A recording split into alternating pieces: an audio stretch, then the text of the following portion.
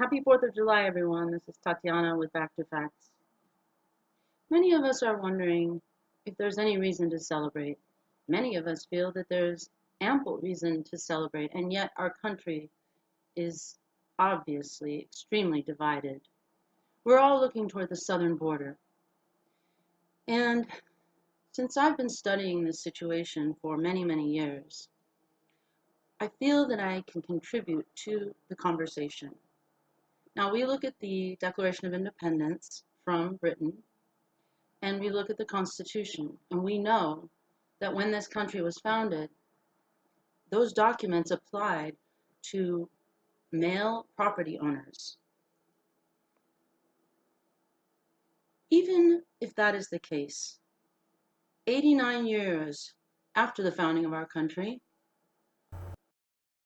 slaves were given the vote. They were given all rights bestowed upon other citizens of this country.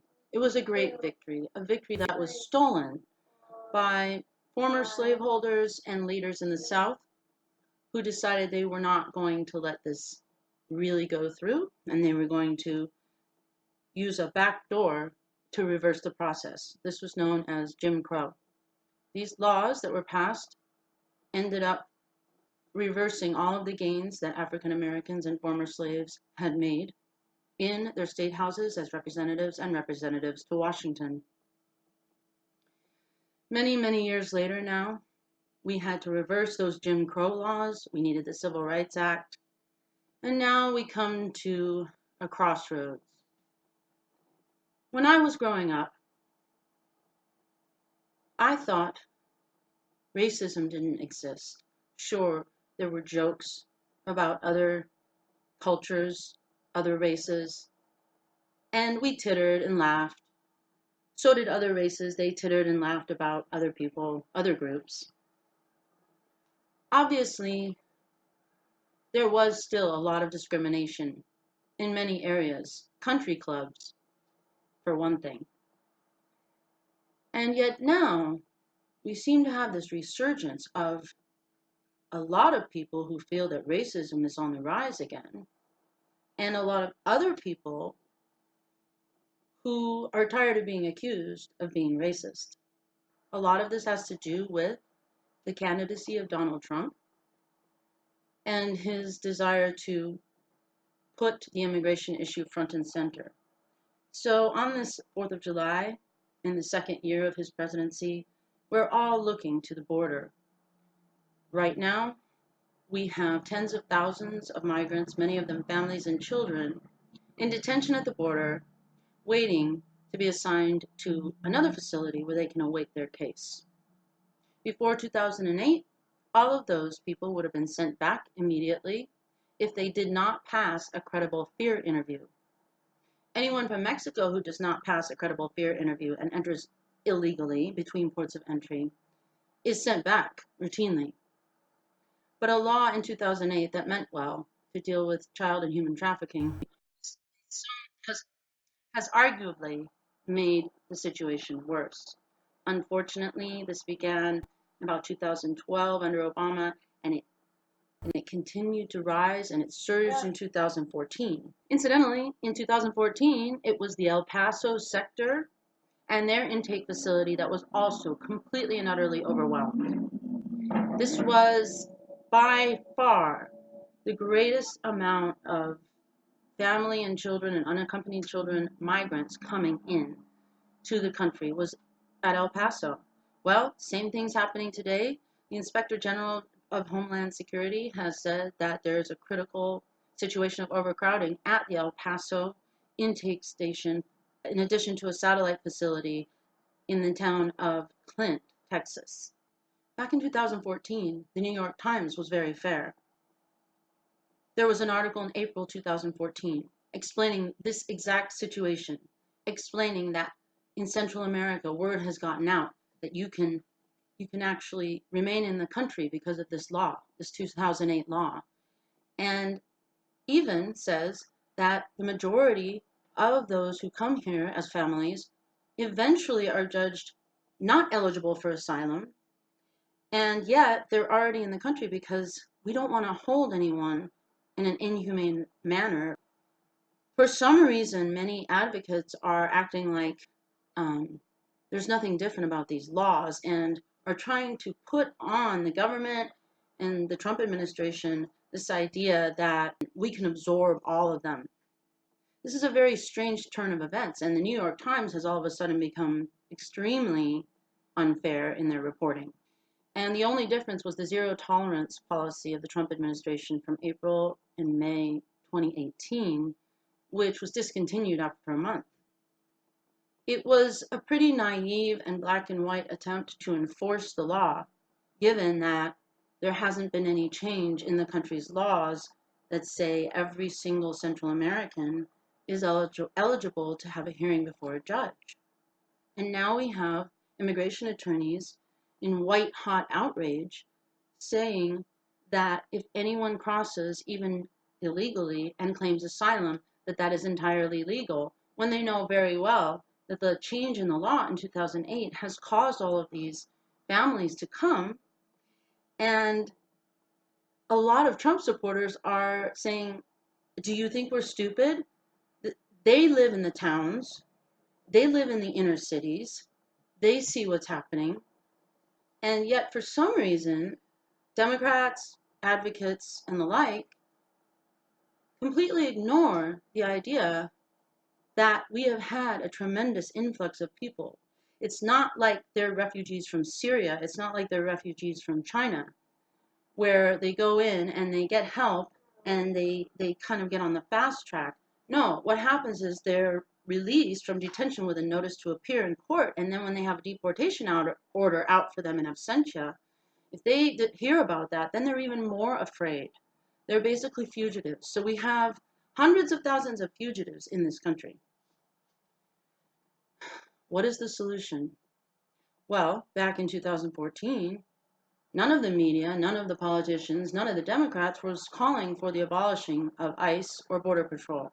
Now we have this idea that Border Patrol as a whole is inhumane, that they have a culture of male toxicity and hostility, that they don't care about migrants at all.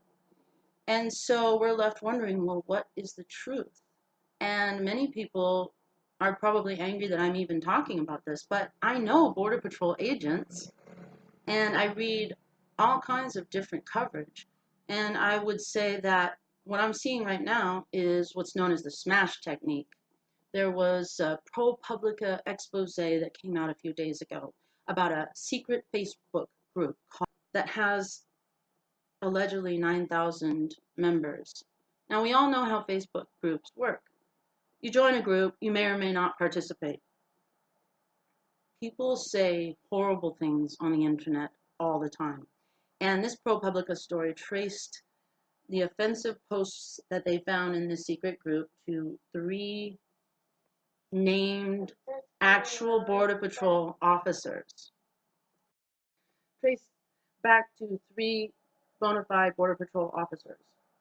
So far, I don't think we've heard of any disciplinary action, but according to Border Patrol Union, as well as, I believe, Customs and Border Protection, such statements are not allowed. What were the statements? One comment I saw was about a 16-year-old who had died near the border, and the commenter said, if he dies, he dies. And another one had a picture of the young man who drowned face down with his 2-year-old in the Rio Grande, stating they felt that the bodies looked too, quote, clean and maybe this was fake, which is, it's insulting to the dead, but let's face it, it isn't the first time people have had conspiracy theories. I actually thought those bodies looked pretty, they weren't bloated at all, which means I'm sure they had just recently drowned. And it's absolutely tragic. I'd like to point out that under Bush 43, Obama, and Trump, there have been deaths at the border or near the border every single year. In fact, they were the highest in 2012. There were about 450. Now they're hovering around 250, 300 per year. It's tragic. And those of us who've been covering the border know that Customs and Border Protection agents work to find people in the desert routinely, migrants who actually call 911 on their cell phones when they can no longer stand the heat. And we also know that the Rio Grande is the most popular place to cross, which is why El Paso is being completely inundated and overwhelmed. Now, I absolutely believe we need to deal with this overcrowding immediately. Our hands are tied as far as enforcing the rule of law, but we need to deal with the overcrowding immediately in any case. Yes, we need beds. Yes, we need facilities.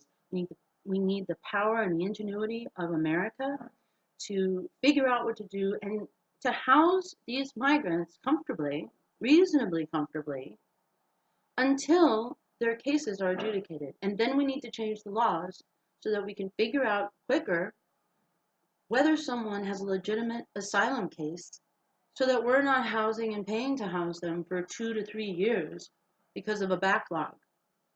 So I've been saying this, that we need to come together.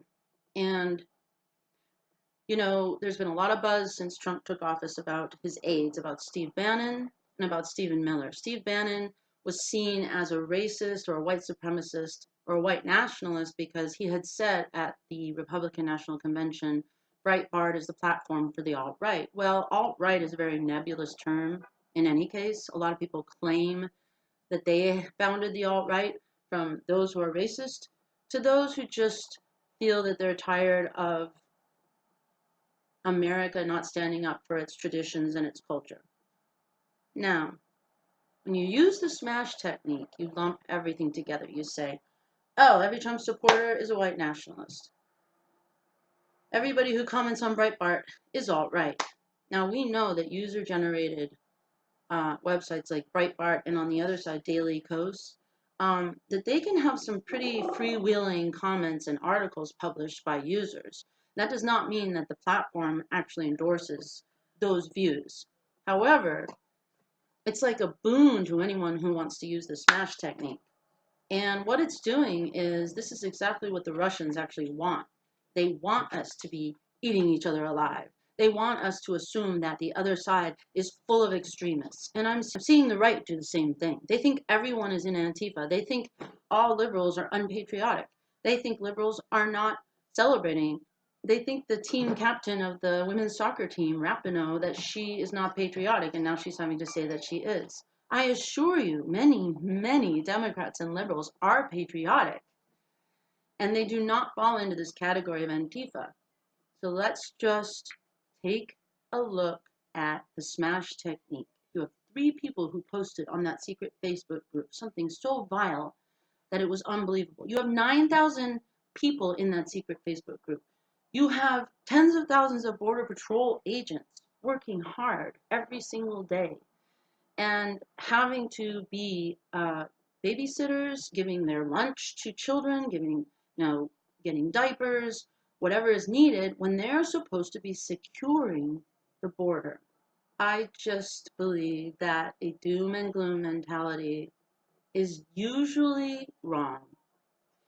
Humans tend to exaggerate the negativity of a situation as well as the positivity of a situation when the situation is anything but black and white. So I would encourage everyone to just take everything with a grain of salt and look into everything further. Oh, and follow Back to Facts, share the videos, and subscribe. Happy 4th of July, everyone, and may we all continue to be able to honestly search for the truth and to express our opinions.